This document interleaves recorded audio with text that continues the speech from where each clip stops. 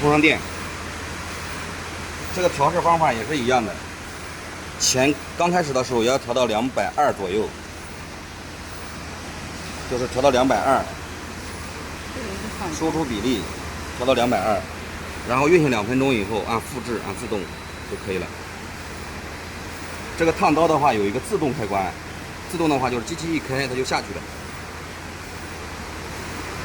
如果说手动的话是这样子的，手动测试的就是这样子。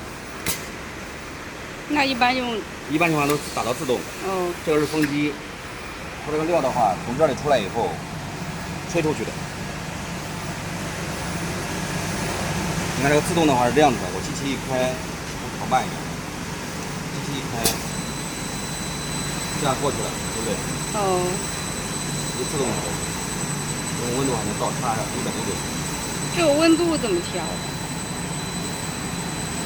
温度的话，它温度应该都会的。按这个，首先按这个键，这个是加，这个是减，然后大家确认就可以了。